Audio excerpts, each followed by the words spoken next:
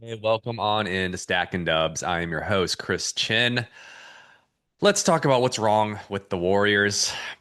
I initially started just by going down. I was going to make a naughty list of each player and everything that they're doing wrong, and coaching staff and front office. It would have been like a 40-minute episode, so I decided just to cut this to my biggest reason or reasons as to the why this team is a 500 team at best. And that's with Steph Curry playing like it's 2015-16 again and just going supernova pretty much anytime he's been healthy, carrying the entire offense. I don't even need to talk to you anymore about what Steph Curry's doing, other than I'll just mention that it's what keeps me watching. And, it's what gives me any bit of hope for the future with the Warriors over the next couple years, but it's also what gives me just so much frustration as to how you can be wasting these just legendary efforts from Steph, losing games, barely beating the Spurs when he's dropping 49, 46 points. I mean, I guess they're wins, but it's just, I've seen enough to know that, well, Steph Curry is still just one of the all-time greats and a top five player at worst in this league at 30, almost 8 years old. But I've also seen enough to know that this team is just not very good outside of Steph. And even with Steph, they are just a middling team. Some recurring themes about the types of teams they're losing to. It's the third straight time they've lost to an athletic Blazers team, lost to an athletic Wolves team without Anthony Edwards. So let's just take a look here. And I'm just going to start with, well, I guess we'll call it the elephant in the room. There's a couple of them. The first one is, and this is just kind of looking at a lot of Warriors Twitter, and it's just Steve Kerr. Where do I don't really talk about Kerr that much because I think Warriors Twitter speaks enough on the criticisms of Kerr. I'll leave it here. Steve Kerr has not been great this season. Steve Kerr, admittedly, is not doing his job very well this year, and his job is to connect the game, as he said after this game. I agree with him, but Steve Kerr is not the enemy here, guys. He's not the reason the Warriors are losing. It's Monday morning quarterback to just look back in a losing effort at just, the rotations and, hey, you should have subbed here, should have subbed there.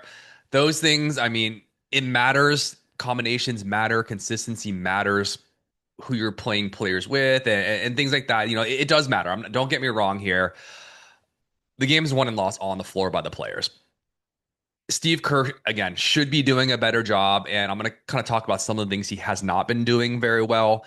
But my caveat is, listen, guys, it's easy to criticize the coach because we all think when we're watching as fans, as coaches, I would play this player more minutes. I would not make this sub. I would not play pods as many minutes, et cetera, et cetera. I know it's easy to do, but at the end of the day, the reason why the Warriors win championships is because they had really good players. The reason why they're losing games these days is because they don't have very good players. It seems simple as that, but honestly, it is almost as simple as that. And the coach can make 10 to 15% difference on winning, losing games, in my opinion. But that being said, Steve Kerr has handed a very small roster, a guard heavy roster. He's had injured bigs. Horford hasn't played in forever. Post has emerged, but he's got limitations. TJD has even more limitations, and you've had to play him. And Draymond's missed a lot of time. Congratulations on the birth of a new child. I believe that's why you missed Friday's game against or Saturday's game against the Wolves Friday. All that being said, Steve Kerr hasn't had a lot of size to play. He hasn't done a great job because the other elephant in the room is obviously Jonathan Kuminga. He would give you some size, he would give you some length, he would give you some athleticism. Why he's not playing is my biggest criticism on Kerr. I'm not in the locker room. I don't know the behind the scenes. I don't know what Kuminga's agent is saying. I don't know what Kuminga is really being asked to do that he's not doing. It's been an issue his entire career. So yes, that's the blame I put on Steve Kerr is you haven't been able to get more out of Kuminga, but primarily you haven't been able to work with what Kuminga actually does for you to the point where you need his athleticism, his length, his strength. Even though he does things poorly, so does half this roster and actually basically this entire roster outside of Steph and maybe Jimmy. I don't see how you can't find ways to get Kuminga in the lineup against the last two games of the microcosm of it. It's the Wolves, where Kuminga's obviously been effective against the Wolves in the last playoff series. You were clearly lacking size with your bigs out, no Dre, no Horford, and the Wolves are just beating you to death. Julius Randle was beating you to death. Jimmy Butler couldn't handle him. No one on the roster was big enough to handle Randle, nor quick enough. You can't just try Kuminga there in a matchup where he's shown he can be effective offensively. He's shown he can guard Anthony Edwards. He might be able to do a good job against Randle.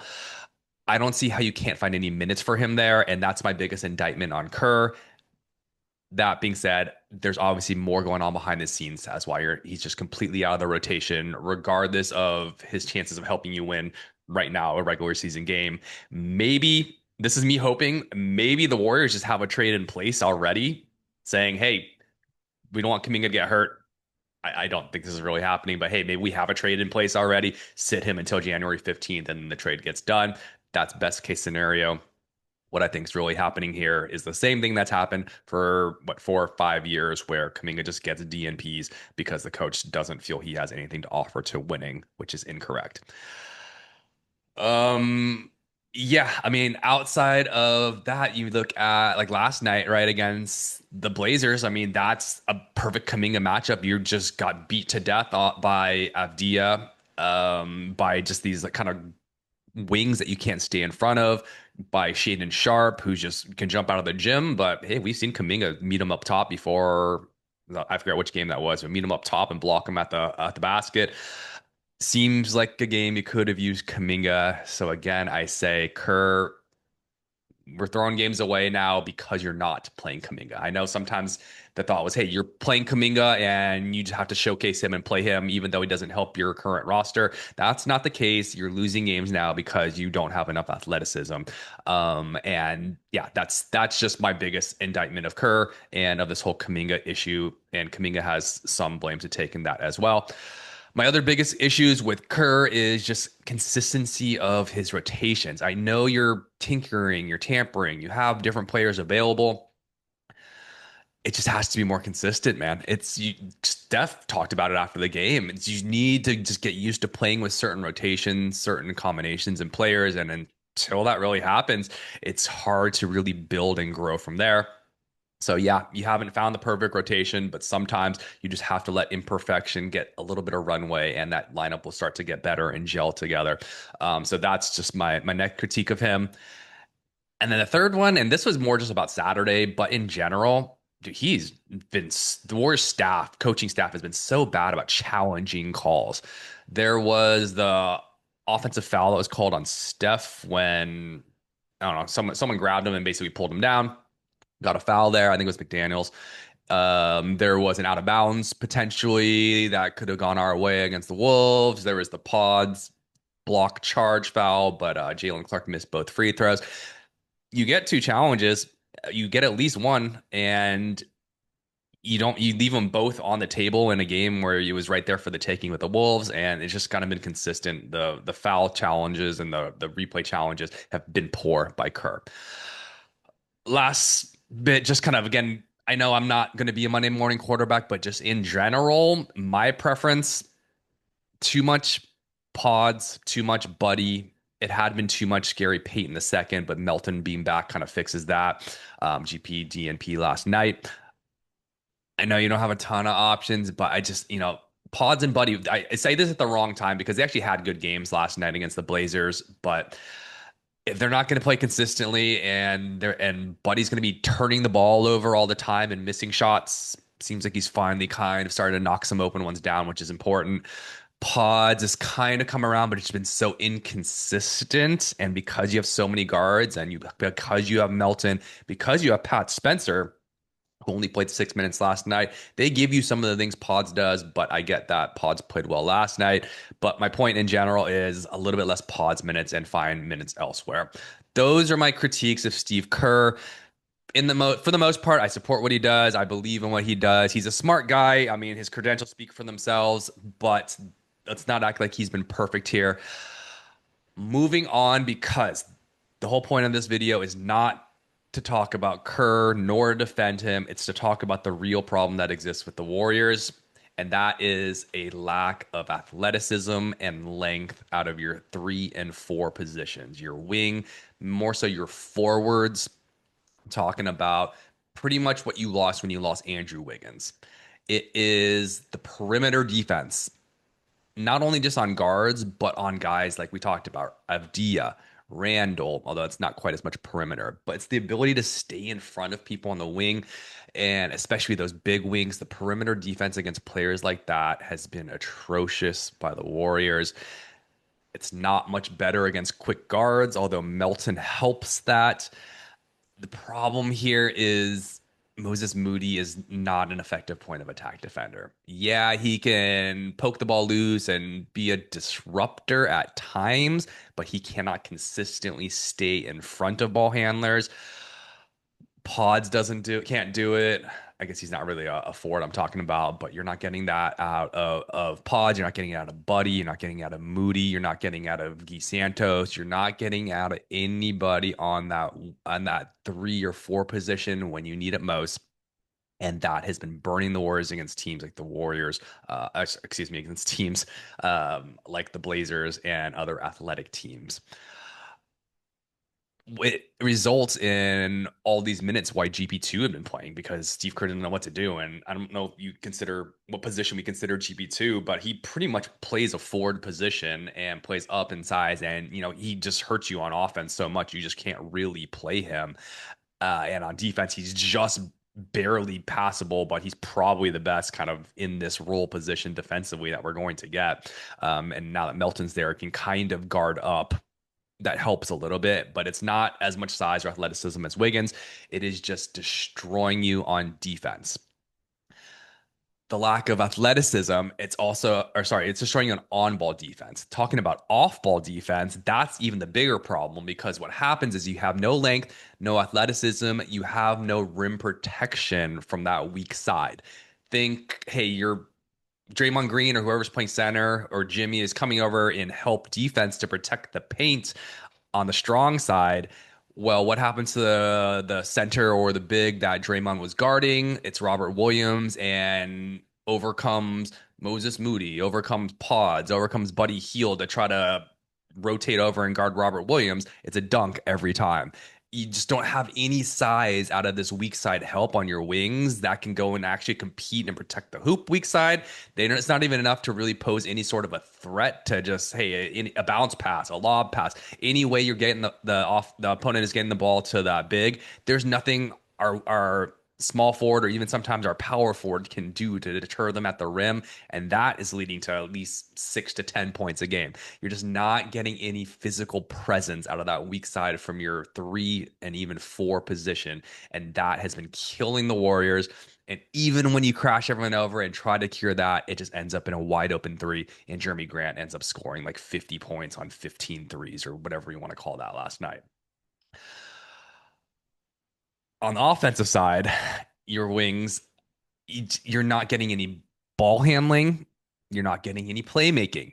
I'm talking again, the same names, right? I'm just going to keep throwing them out there, but think about it in terms of ball handling. Moses Moody cannot really dribble. Buddy Hield cannot really dribble nor pass and just turns it over. GP2, he's a good passer out of this short roll, but that's not a wing, and he can't really play make. Guy Santos, same thing. Will Richard, same thing. I like Will Richard. He hasn't been playing very much. He can do some of these things that defensively that we were talking about, but on the offensive side, gives you nothing in terms of playmaking or ball handling. Kuminga, maybe at his best, a little bit of ball handling. Playmaking is your best shot there, but we all know that that is not what he does well, and it's just not even worth mentioning here. Your best is Jimmy Butler, and that's not even out of the wing. That's just playing out of the post. And lately, it's just been kind of a very static, crowded offense. You trying to just let Jimmy isolate. Yeah, I guess my biggest complaint about what we've been doing lately with Jimmy, there doesn't seem to be a lot of synergy with him and Steph playing off of each other. It's kind of a lot of I go, you go, Steph on the perimeter, or Jimmy through the post, or one's off the floor. not enough action where they're able to capitalize using each other. And I'm more so talking about Jimmy Butler using Steph's gravity. Steph lifts all ships, rises that tide for everybody, makes everybody better. Yeah, I mean, it gives Jimmy a little bit more space to work with, but you're not really working on enough kind of two-man action with them until it's like the last couple minutes of a game. Why are we not seeing Jimmy and Steph pick and roll early in the game? Why are we not seeing any of this just like throughout the course of the game? You're just kind of just going to that two-man and force teams to stop it or at least generate a good open shot from it. I think some of the answer to that is when Draymond's on the court, it's kind of overcrowded. And it's okay, what do you do with Dre? Is he stand in the corner and not give you spacing? You just take him off the ball. What's he really giving you there? So it ends up being a lot of Steph and Dre action together, which is effective, but now you're not using Jimmy well enough. In addition to not going back to the lack of wings and athleticism, your transition game has just been non-existent by the Warriors. Dating back a couple of years now. The Warriors used to just be the best transition team in the league. You get out, you run, you're finding open shooters, you're getting Steph, you're getting Clay open threes, or you're getting buckets. Other than Kuminga, and it hasn't even been there this year, you have no real transition game. It's, a lot of just trying to push the ball ahead, even after turnovers, and you're throwing these careless, just reckless passes. And now, next thing you know, Draymond Green has 8 turnovers. Steph has 4 turnovers. You're praying Jimmy Butler can go Calvin Johnson the ball at the top and save you a turnover, catch the ball for a low percentage, just hope to get fouled bucket. Hey, what's the risk reward here? Why are you throwing that pass? Unless it's an open dunk, don't throw that pass. Take care of the ball. Be aggressive. You can push. But if you're turning the ball over, 1 out of 3 of those possessions, you're losing any bit of the reward of it. So it's just so much carelessness. And it just comes back to the lack of athleticism, speed, length, because that's what transition is. It's a bunch of play finishing. It's your wings getting turnovers, getting out in transition, and now you have a lob threat, you have a shooting threat. You just need wings in this league. It's what the Warriors did well when they were winning. They had Durant. They had even Harrison Barnes was good back then. They had Iguodala, you had Livingston. Your wings matter on defense. Your wings matter on offense. And the Warriors don't have good wings. That is the problem. So, what do you do? Because you have a superstar still at the top of his powers, maybe for a few more years, at least a couple more years. Are you just going to lay over, hold on to your picks, ride out this roster, and be a team that works its way through the play-in and gets knocked out in the first or maybe second round of the playoffs? Or are you going to make a move? You're going to put your picks on the table. You're going to package whatever the hell you have to package. Maybe even have to package a Draymond Green, or maybe you have to package a Jimmy Butler if need be. And you go get yourself a dynamic, athletic, two-way wing, or even a big. Maybe that changes the shape of everything. I don't think it helps your spacing, but you can. I don't. And Vucevic isn't available from what we hear. But you go get yourself a big. You have to make a move. Otherwise, you're just wasting Steph Curry's timeline. You're wasting Warriors fans' timeline. You're wasting my timeline because it's fun to watch Steph go nuts and hit 12 threes in a game. It's much more. It's much worse when he's doing that in a losing effort. All right. I'm not going to talk about trades today. All I'm going to talk about is, hey, this is what the Warriors are doing wrong, and it's what needs to change. So, hey, you know what? Steve Kerr, be better. Kuminga, if it means playing Kuminga and giving yourself a little bit of athleticism, and I know that opens up a whole bunch of different types of problems, and it could even diminish his value even more, where you might have someone interested that becomes uninterested. You risk injury, you risk everything by playing Kuminga, but his value is pretty low right now. So hey, maybe he does have a few good games. Then but we got what 13 games left until the January 15th. Maybe he has a few games, and maybe you have a chance to save the Steph Curry window. Okay, rant over. Have a good one, guys. I guess we'll talk to you hopefully later this week. I am heading back. I'm in LA, so I'm heading back to the Bay on Monday. I'm going to the Warriors Magic game. So look for me up in the nosebleeds. I will be there, and I will talk to you after that. Until then, I've been Chris Chin. Peace, love, and stacking dubs.